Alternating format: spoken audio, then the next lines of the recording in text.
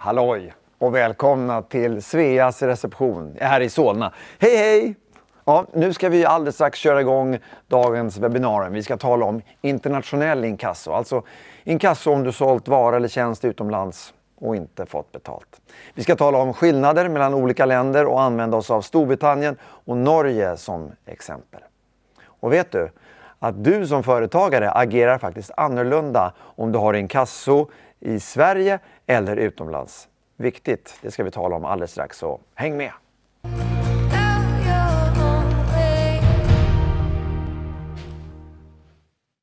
Ja, vi kommer att få träffa en inkassoexpert från Norge, Stian Ellingsen, som just nu sitter i green room och väntar på att få komma in. På länk har vi också med oss ifrån Porthmadog i Wales, England, Hackman. Hallå! Hello. Welcome, we'll be tuning in to you soon. Och för er tittare som känner att ni efter det här programmet fortfarande har frågor och funderingar, så är det som vanligt att vi kommer att kunna låta er ställa de frågorna och lufta era funderingar via Sveas LinkedIn-profil. Så checka in där efter programmet och ställ er frågor ifall några kvarstår. Innan vi släpper in de internationella gästerna så ska jag säga välkommen till Stefan Lindberg. Stefan, du representerar Svea Inkassos internationella avdelning. Korrekt. Ja, det säger ju sig självt vad ni gör, men berätta lite, vad gör ni där? Ja, som du säger, att vi är ju då den delen av Svea Inkasso som sysslar med utlandsfordringar. Alltså hjälper de svenska exportörerna att få hem sina pengar. Om det är företagsfordringar de har eller konsumentfordringar. Just det. Och den andra delen är att vi faktiskt har ärenden från utlandet. En utländsk kund hamnar hos oss. Alltså exportören i utlandet hamnar för. Just det. Så det är internationella kopplingen. Ja. Vilka är de mest vanliga ärendena då? Ja, en vanligt ärende är ju förhoppningsvis en företagsfordran. Den är mer konkret att ta på. Du och jag som konsumenter har ju också skulder. Men vi kan ju flytta. Vi kan springa framför en buss och saker och ting. Men företag är ju mer konkreta. De kan gå i konkurs i och för sig. Men de är ju också lite lättare att inkassera och följa upp hela tiden. Tycker jag personligen. Sen om mina kollegor tycker samma sak. Men jag tror att de gör det. Ja. Och vilka länder är då mest frekvent det är ju på ert bord? Det är faktiskt Norge som vi kommer att prata med lite senare här. Det är ju kanske naturligt. Det är ett land som vi tycker att vi förstår språket på. Det är väl som i Sverige. Och ju längre man kommer från Sverige, ju mer blir det att företagen kanske tvekar lite. De tror att det är krångligare, dyrare, bökigare, vad som helst. Vilket är en liten halvsanning skulle jag säga. Men det är därför vi finns, för att hjälpa kunderna framåt. De kan ju inte veta allt som gäller, men vi försöker ju att ha koll på hela världen. Vilket är ju en grannlaga uppgift i och för sig. Ja. Vi ser ju här också grafik över vilka länder som är de som vi handlar mest med och så vidare. Och, finns det då länder som Svea Inkasso inte kan hjälpa till med, eller väljer eller får inte hjälpa till med? Ja, jag kan säga så här, vi kan ju inte skriva att vi inte kan hjälpa till i hela världen. Vi kan hela världen. Sen är det ju så att våra kunder speglar ju liksom vad vi ska hjälpa till någonstans. Man lämnar inte öppen kredit till vilka länder som helst. Och det är öppen kredit som vi kan se. Kreditförsäkrar man sin fordran så hamnar den utanför. Just det. Ingen handlar väl med Nordkorea idag. Så att vi brukar få in ungefär antal länder, 70 om året av de drygt 200 som finns i världen. Just det. Så det speglar. Och det är ju Norden och EU och sen de länder som du och jag vet finns på världskartan som förekommer. Australien, Israel, Japan, Singapore och så vidare. Som är mer frekventa utanför EU då och Norden. Just det här som du är inne lite på, att ju längre bort landet ligger desto mindre benägna är vi svenskar att handla med dem. Varför är det så? Vad beror det på då, tror du? Ja, men för att få upp en kund som man har exporterat till och fakturerat så måste man ju oftast träffa dem. Och då är ju avståndet en viss hämmande faktor kanske. Ja. Men när vi kommer tillbaka till vår konkreta verklighet är ju att när vi väl har gjort en affär så hur agerar man för att få hem pengarna? Och då kommer en del nästan fördomar in. Att man måste skicka 5 påminnelser på en italienskt företag. Det är ju inte så. Men man agerar lite efter någon slags ryggrad. Ja. Och det är ju vår uppgift i kundrelationer att förklara att agera som du ska göra enligt din credit policy som du förhoppningsvis har. 1 påminnelse i Sverige, kanske 2. 2 max någonting annat på utlandet. Och sen är det faktiskt inse att man inte har fått betalt. Och vem som har brutit affären är ju inte vår kund, utan det är köparen som inte uppfyller villkoren som man har kommit överens om. Man har inte betalt. Och då är det ju läge för att vända sig till oss. Ja, och jag sa det ju inledningsvis här också att vi svenska företagare reagerar lite annorlunda. Det du är inne på nu, att man är lite mer försiktig och har vissa fördomar. Vad ser du för trender där då? Tittar man rent på statistik eller en raff statistik, så är att en av våra klienter eller kunder här i Sverige lämnar sina inhemska ärenden, alltså Sverige mot Sverige, kan säga inom 30 dagar för inkasso. Det är lite raka rör. Yes. Och tittar vi på samma kundmassa, som vi har egentligen samma kunder på utlandet och på, inom Sverige, så får vi ärenden ungefär efter 75 dagar. Snitt. Sen har jag tittat på en del större kunder som agerar mycket, mycket professionellt. De är nästan supersnabba. Alltså inom en månad som vi... Och sen finns det då självklart som får fram ett snitt på ungefär 75 dagar, många som är mycket senare.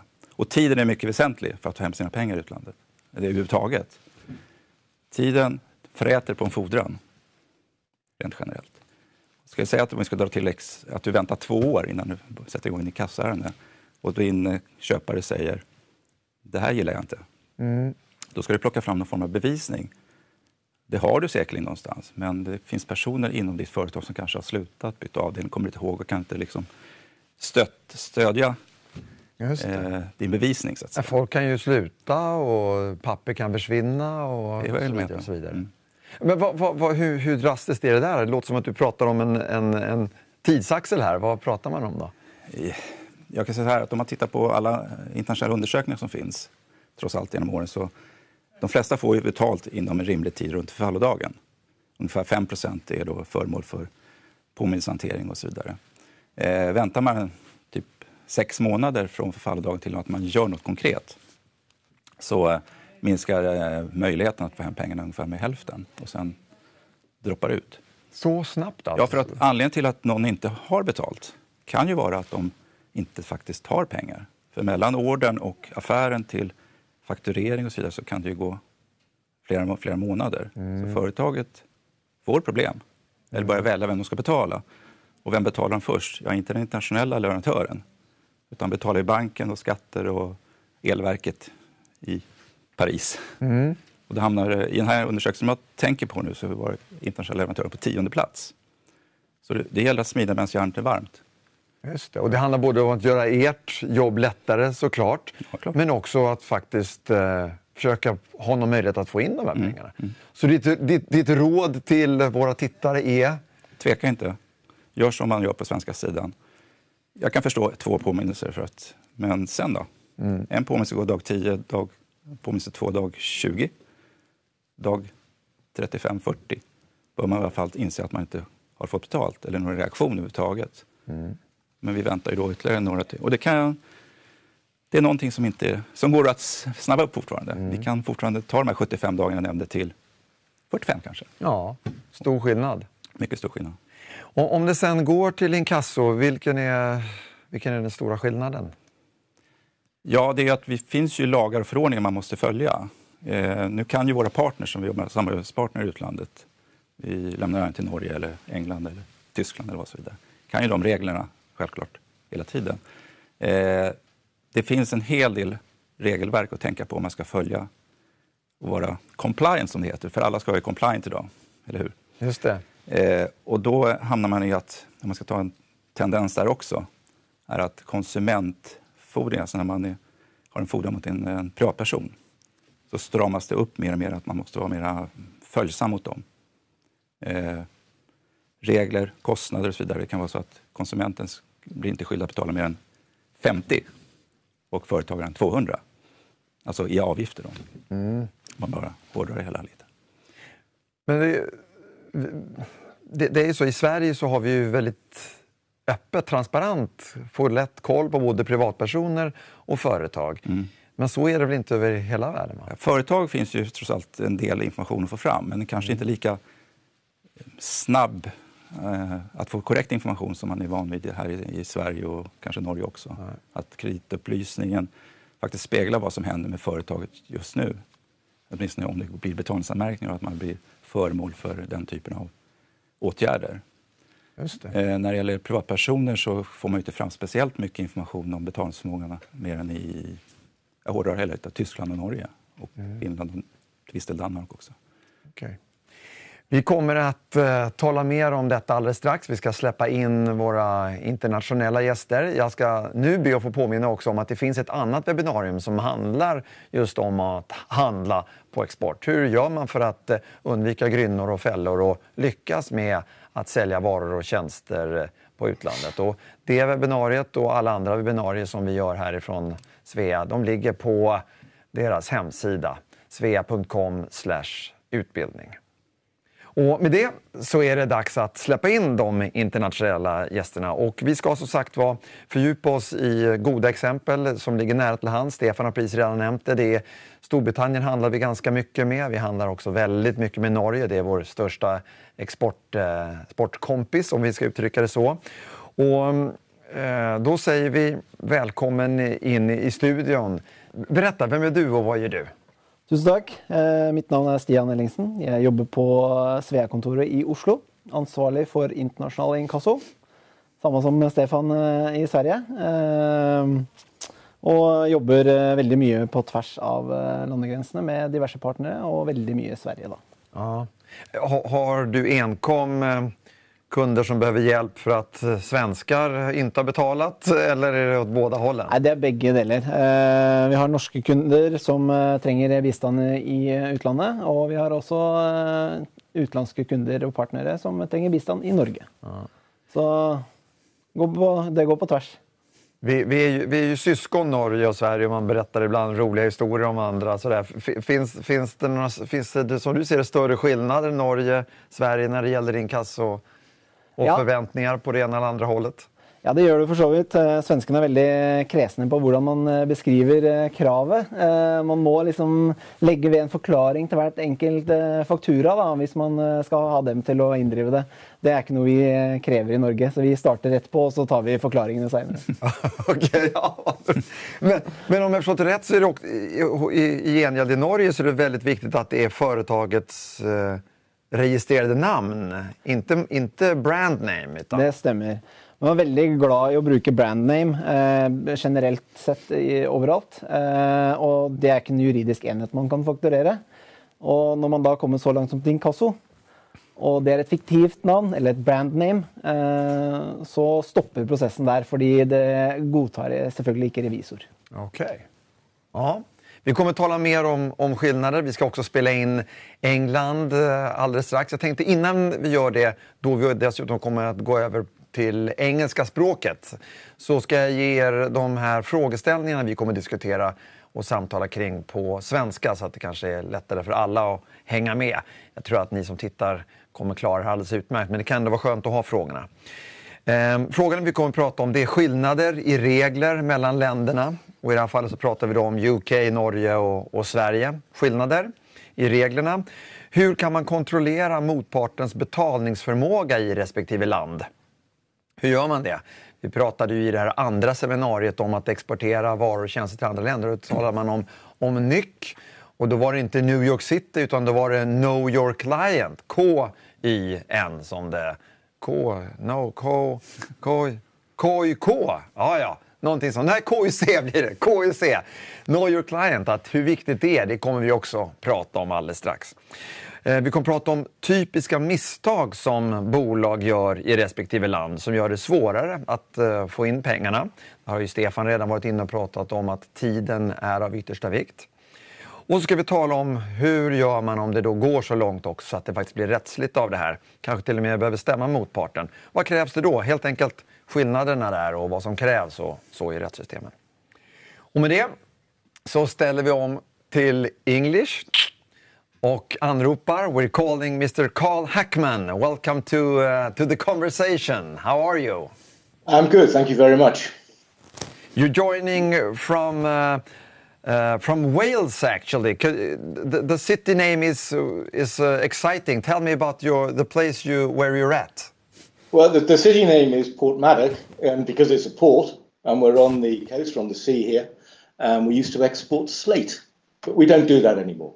Now we have. What is that? What is slate? Slate are the tiles that you use for a roof, for housing. And we roof the world, in fact, from this city in Wales. But it's called Port Mad Dog. Where does the Mad Dog come in? Yeah, well, that's a good question. It's Mad Dog was a person. He built the port, so it's just the name of a man. All right. Well, thanks for joining in. Tell us a little bit more. Tell us a bit more about who you are and what you do over there.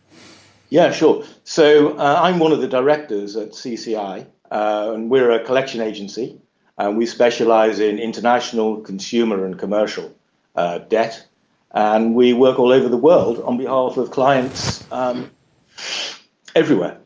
So we work for governments, and we work for large enterprises and small businesses, and we basically specialize in collecting worldwide debt. Mm. Have you seen any differences now when Brexit has arrived, when Brexit is through? Yeah, we have. Yeah, we have. I mean, apart from we have many, I would say, negative consequences of Brexit. But one of them, which affects us particularly, is we are no longer allowed to use European payment orders, which was a very effective fast track to seeking enforcement. And as of the beginning of this year, they're no longer available to us as a remedy.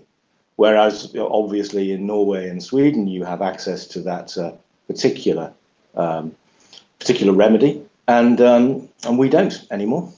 So now we have to rely on the English legal system, which is a little bit slower, maybe a little bit more expensive, perhaps, than using the European payment order. But there are different levels, different speeds, according to the type of file it is and the value of the file. So tell us a little bit more about the legislation, if there are any big differences from your part. Yeah, I mean, there's one significant difference, I would say. In Norway, you have access to a very effective fast-track system where you can simply make a demand for payment, and then when it's not forthcoming, you can proceed to judgment in some cases. Whereas in the UK, that isn't really possible. Here we have to go through a more formal legal process. And depending on the value of the file, so for example, if it's less than £10,000, we have a fast-track process, but you still need to obtain judgment. You have to go to court, and you have to get that judgment before you can then go on and enforce. And that has a cost. And so I think the court service try to keep the costs down as much as possible, but nevertheless, it still has a cost. And some of those costs are recoverable and some are not. Okay. I'm turning to Stian then. What do you want to add to this and explain more about the Norwegian way? Yeah. I heard Hackman said that Norway has access to fast-track enforcement, but we do, but we don't have access to the European payment order because Norway is not a part of the EU either. So, but we have a fast-track system. We can enforce the debt, as he claimed, with enforcement order through the bailiff. But unless you have a judgment, the debtor can dispute it, and it will end up in the court system anyway. But if they don't dispute it, it will just go through. We get the cut in wages, we get your obligations in your property and stuff like that, and we can auction it off. Mm. So and it's quite cheap as well to do it in Norway. Roughly calculated around 120 pounds. And Now, I think we're jumping ahead a little bit. I would like to just back up a bit to see what the previous differences between the countries. And now we're talking about how when it comes to actually going to court, etc. What happens? What's the difference earlier in a debt collection procedure? Yeah, and early in the debt collection procedure in Norway, we have to send 3 letters. We have to warn about the debt collection, that's a reminder, and then we have to send a payment request to the debtor, informing them that they can dispute the debt and regarding legislation, and we also need to warn them about the legal action. So we have to send 3 letters. All of the 3 letters has to be 14 days. They get 14 days to pay it. So it takes about 60 days to go legal in Norway. Okay. And Carl, how is that in the UK? It's a similar process. The rule was brought into force in 2017 that there is what's called a pre-action protocol, which means that a letter has to be written which contains or asks for certain specific information. And the debtor has 30 days to respond to that. And if they don't respond to that, then we can apply to the court for judgment, and they then have 14 days after that. So it's a little bit more complicated than it used to be, but it's now a much more streamlined system. And the consequence is that the courts are able to process the work more efficiently because of the streamlined process. All right. Thanks. Stefan? Ska du komplettera? Do you want to also talk about the Swedish way of the legislation? Compare a little bit with Norway and say we don't have to send 3 letters. We send 1, a collection demand, if I translate it to English. We have to give the debtor 8 days to pay. Silent grace period for the debtor to fix the money. And then we have to wait 4 days more before we can go to bailiff with an enforcement order. If the debtor disputes, which you can do, it's up to us or the client to decide if they want to go to process. If the debtor is silent after serving the application we have done, we get the judgment, which is directly enforceable. The costs are fixed. So it's no matter if the debtor is a consumer or a company, still a fixed cost. Rather low compared to many other countries. All right. I will not mention it because then we talk about how much it costs and so on. But Okay. Yeah. But it's still so it's supposed to be they're supposed to be rather easy and not too expensive to walk the line. And no documents, no power of attorneys, nothing. All right. Okay. We've talked earlier a little bit about know your client, and in Sweden it's an open society. It's pretty easy to find, both as a private person, as a company, the info about that. How is it in Norway if you want to check up your client? Well, you need an agreement with one of the credit companies which supplies you with the figures. We have an agreement with both Experian and Bisnode at the moment. So we can retrieve data, but it's 1-year-old data. The only thing that we can see which is live is negative payment remarks, which gives you an indication of how the financial situation of the debtor is. This is something that you can retrieve at any given time through the agreements that we have with Bisnode and Experian. Right. Similar in Sweden. I mean, we are brothers, aren't we? Yeah. And how is that in the UK then, Carl? How far can you backtrack? How late can you get accurate economy situation for a client? Well, there are very different rules which apply between commercial entities and consumers in the UK.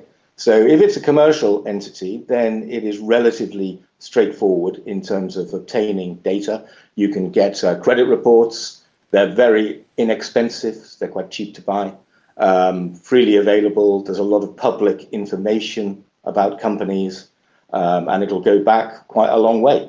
So there's no real issue in obtaining information about commercial entities. The issue really is in relation to consumers. We don't have automatic access to credit reports for consumers because they're not applying for credit in any transaction to do with us. And so therefore we have to rely on other publicly available information. So, for example, are they a homeowner? Do they own the house that they live in? We can ask for income and expenditure forms from them in order to assess their ability to pay. Information about judgments which they may have is public information, so we can have a look at that. We can see whether they've been bankrupt or insolvent, and that sort of thing. But no, we can't get detailed financial information about consumers in the UK. Okay. So it's a little bit more of a guessing game, isn't it, then? If you should proceed or not. Yeah. But from your perspective, if you look at Swedish companies, what are the usual mistakes that the Swedish companies usually do, which makes it more difficult to collect? From the UK perspective? Yes.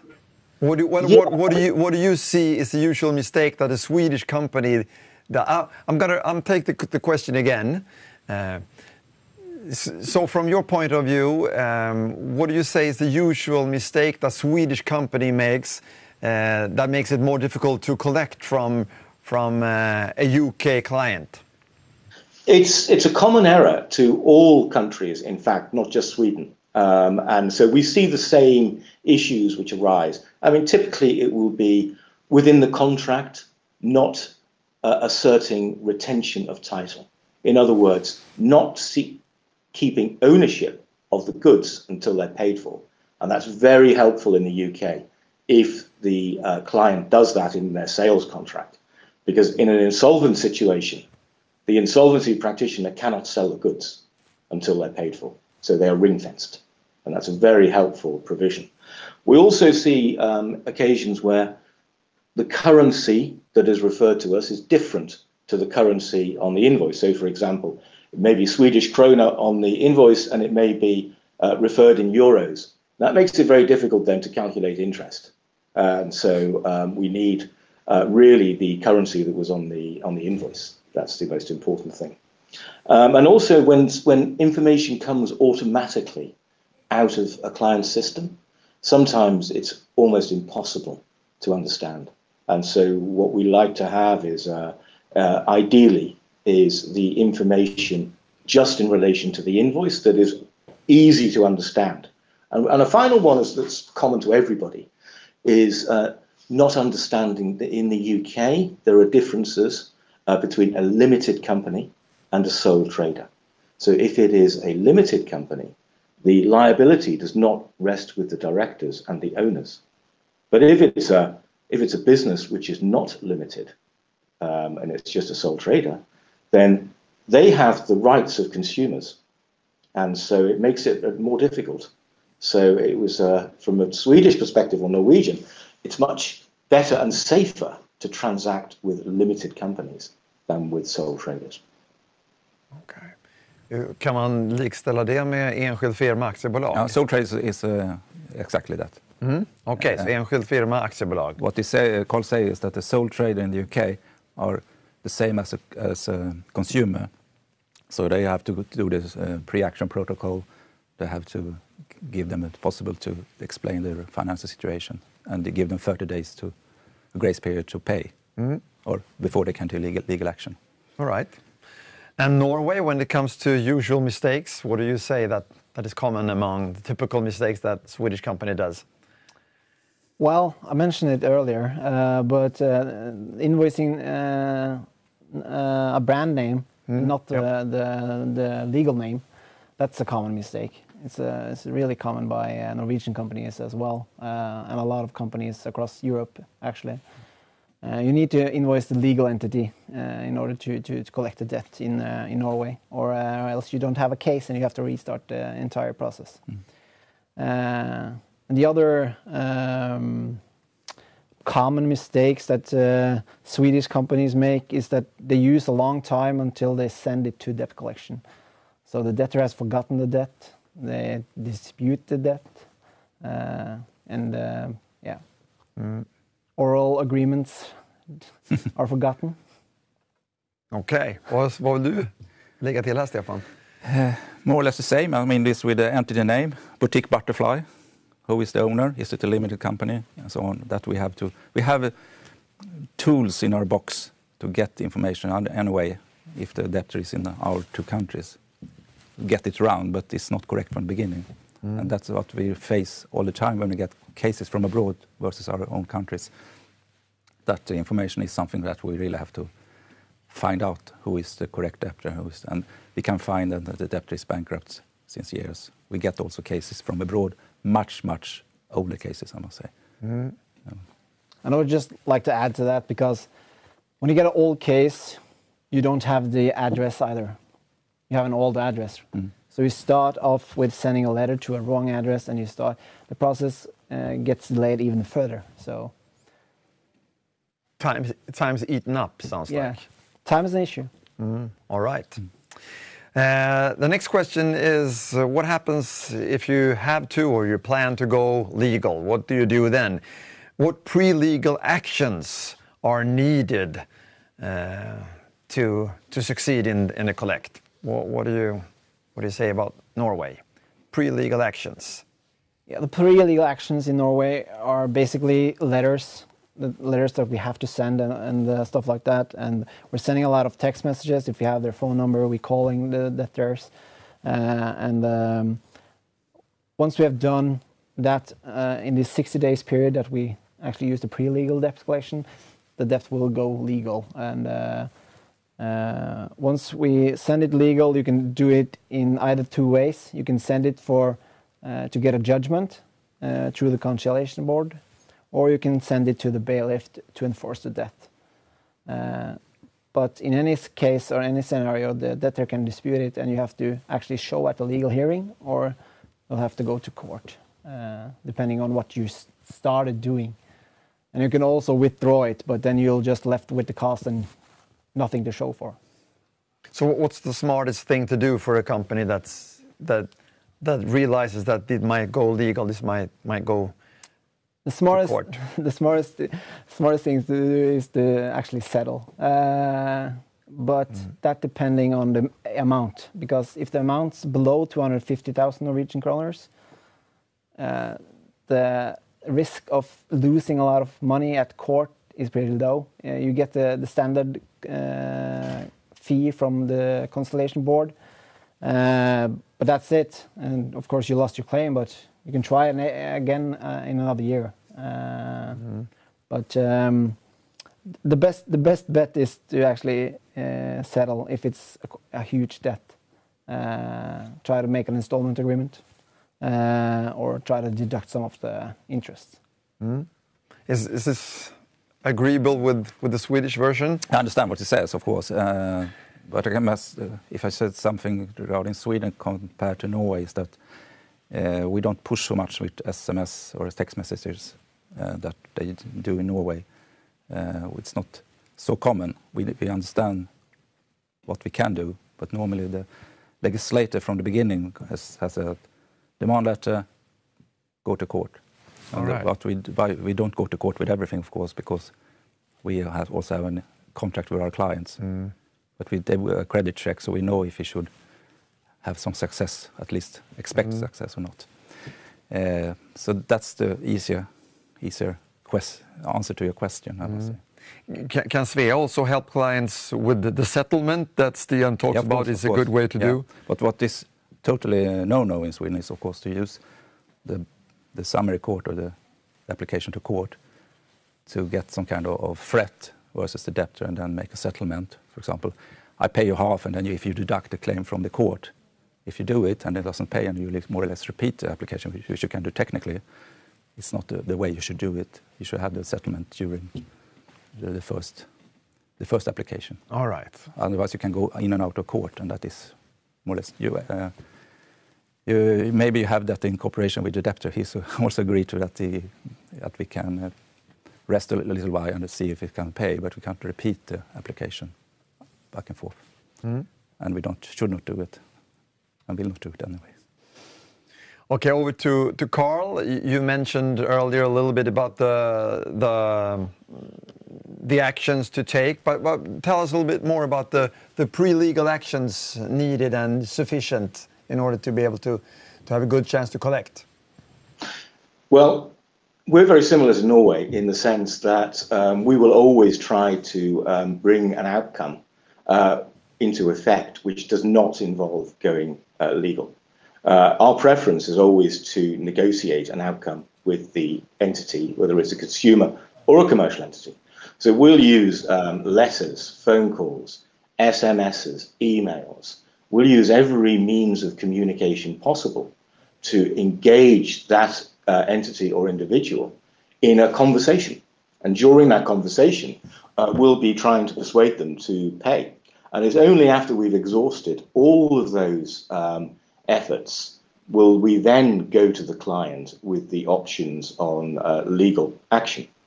And at that stage, there is then what's called the pre-action protocol, which is necessary to go for, where you apply, you need to ascertain detailed information and provide it to the court in order and request it from the debtor, and also provide the debtor entity with a lot of information about the debt so they can identify it. They know what we're talking about. They understand, the invoice, the date of the invoice, what it relates to, etc. And so that process needs to be gone through as a formality before you can apply for judgment. And there's 30 days for the debtor entity to reply to that. But as I said, that is not a completely successful outcome for us. The most successful outcome is to collect the debt without going legal. Okay. Thank you very much, Carl. We're about to round up here. Is there anything else you'd like to add or think is important for us to know before we leave the UK and Wales? No, I don't think we enjoy similar levels of rainfall, I understand, in Wales and Norway. But today it's sunny. So that's nice. Okay. Nothing else when it comes to the debt collecting? Only that every effort is always made to ensure that there are zero costs applied to the client. And wherever possible, we seek to recover the costs from the commercial entity. You can't recover costs from consumers, but you can from commercial entities. And so that's important to bear in mind, because the law allows for it, and we should always exercise that right when we have the opportunity. All right. Thank you very much, Carl Hackman. I'm gonna leave you by try to test you on something else. As I understand, one of the world's longest names of a place or city or community in the world is in Wales, isn't it? It is. You're correct. Yes, I think there is a longer one in New Zealand. What did you say?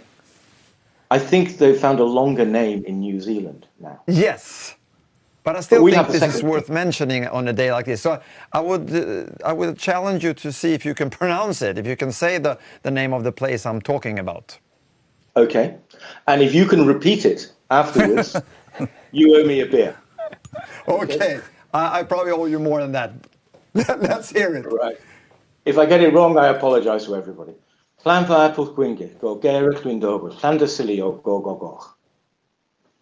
How about that? Thank you very much, Carl Hackman, for joining us. Okej, jag kommer inte ens försöka repetera ortsnamnet. Men som sagt, jag tror att det är världens andra eller tredje längsta ortnamn. Och det var walesiska och är ju fantastiskt. Ni har säkert hört talas om det tidigare. Och det betyder ju också något fantastiskt om man väl översätter det. Det har vi inte tid med idag, utan nu ska vi avrunda dagens seminarium. Och jag tänkte avrunda med att låta er bara också summera. Se ifall det är någonting mer som ni vill tillägga eller förtydliga. Så Stian, varsågod. Eller Stefan, varsågod. Ja, alltså det här är ett stort ämne. Nu har vi ju bara pratat om två länder. Två länder som... Alltså Norge är vårt största land när det gäller både export från Sveriges sida sett. Och också när det gäller inkasso så är det Norge vi har de flesta uppdragen till. Men det är ju många andra intressanta länder som vi inte har nämnt då. Exempelvis Tyskland. Som är också ett stort exportland. Både när inkasso och pengar. Så att vi kan ju alltid prata vidare om alla länder. Och det är ju kanske svårt... Vi som sitter och jag förstår ju vad han säger, eftersom jag vet precis vad han borde säga, alltså i England, så är det självklart någonting man kan lägga till, men vi har inte den tiden att liksom komma in i en djup diskussion. Men det som är viktigt som han sa exempelvis i England var ju att consumers, alltså du och jag, där är det svårare att få ut kostnader. Man kan få ut 100 pund kan jag säga nu i arvode. Och sen the court fee som är 4,5% av kapitalbeloppet om man lämnar in en elektronisk ansökan. Men 100 pund är inte mycket egentligen för jobbet. Så att det är därför han säger att företagsfordringar har man en möjlighet att mera kassera hem de kostnader man trots allt måste lägga ner vid rättsliga åtgärder. Just det. Och vad är det för dokumentation man behöver man fullmakter och sånt där.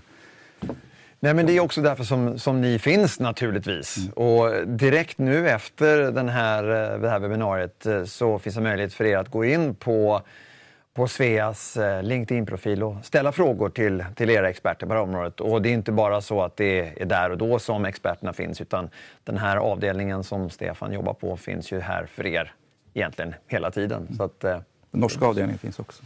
Och med det så skickar vi också över till Norge, för den norska avdelningen finns ju också naturligtvis. Vad vill du avsluta med och sammanfatta och avrunda? Ja.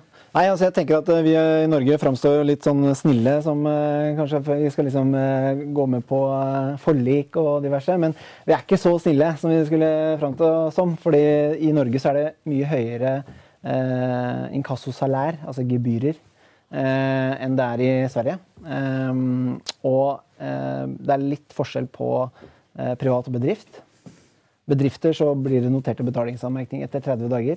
På privatpersoner så kan man inte notera det før man har gått rättslig. Och så blir det en anmärkning. Forskjell från Sverige och Norge som jag kom på nu är att en betalingsanmärkning i Norge slettes ju med en gång ett krav är betalt. Det sker ju inte i Sverige. Okay, så det är i alla fall de två största forskjellene som jag har kommit på nu, som jag liksom har lust att summera upp då. Och ja, det finns en internationell avdelning i Oslo och vi samarbetar tätt med deras internationella avdelning i Stockholm. Då så. Ja. Då säger vi tack så mycket och avrundar det här seminariet. Redan den 21 oktober är vi tillbaks, och det är ju så att alla de här webbinarierna som vi gör finns samlade på svea.com/utbildning. Hoppas vi att ni har lärt er en hel del om internationell inkasso.